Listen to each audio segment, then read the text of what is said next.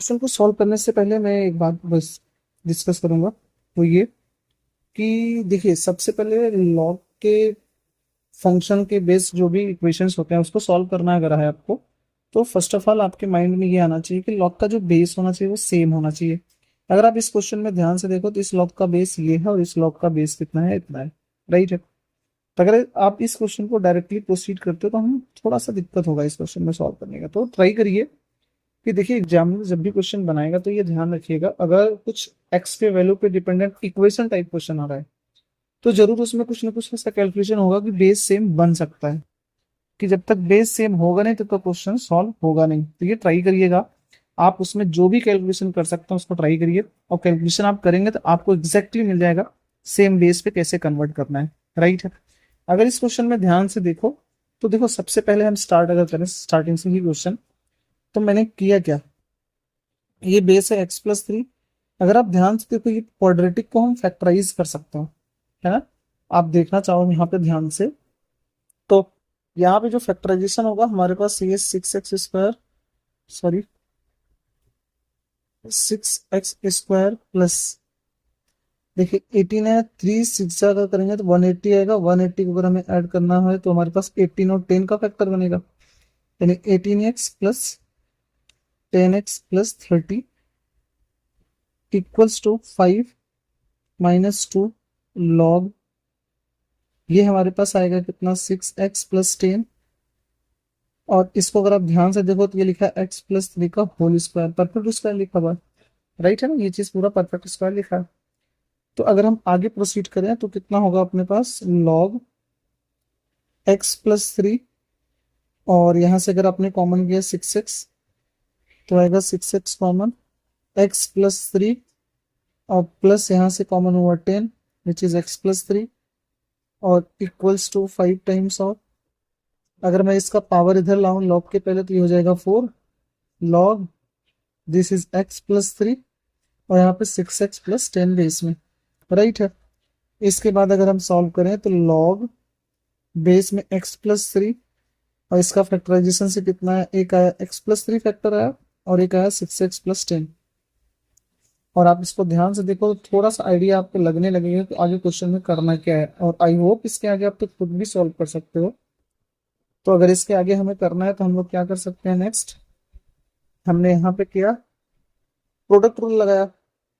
अगर हम product rule find out करें यहाँ पे तो x+3 सेम बेस पे एक फैक्टर होगा x+3 और प्लस फिर बेस सेम x+3 और सेकेंड फैक्टर है 6x+10 equals to 5 times of 4। अगर मैं ध्यान से देखो तो ये तो 1 हो जाएगा, ये फर्स्ट स्टेप।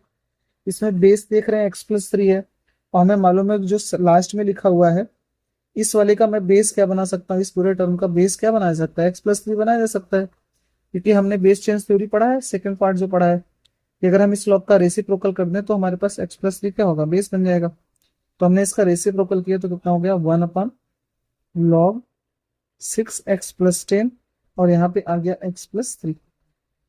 देखिए एक बात ध्यान से, हमने ना इस पूरे लॉग को जो क्या किया उसको ध्यान से देखा और इसको देखा, तो इसमें एक दोनों टर्म सेम है, तो मैंने इस पूरे लॉग को क्या मान लिया, समथिंग टी मान लिया।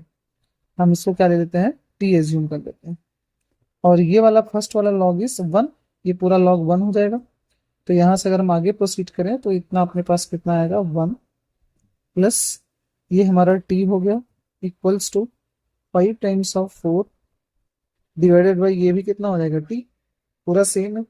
और अगर हम इसको सॉल्व करें, सबको एक तरफ लेके आए फाइंड आउट करें, तो टी +4/t, और 1 में से 5 माइनस होगा तो कितना होगा -4 इक्वल्स टू कितना 0। और अगर इसको आप सॉल्व करो, थोड़ा कैलकुलेशन सॉल्व करें, तो अपने पास एलसीएम लेके कितना आएगा t² + 4 और -4t इक्वल टू कितना 0। तो this is t² - 4t + 4 equal to 0। आप ध्यान से देखो it is a perfect square, और यहाँ से आंसर कितना है t इक्वल टू 2, और t का वैल्यू अगर 2 आ गया तो हमें ऑलरेडी मालूम है कि t आपने क्या माना था, तो t कितना था अपने पास log x+3, और यहाँ पे 6x+10 ये t था, इसकी वैल्यू कितनी आई 2।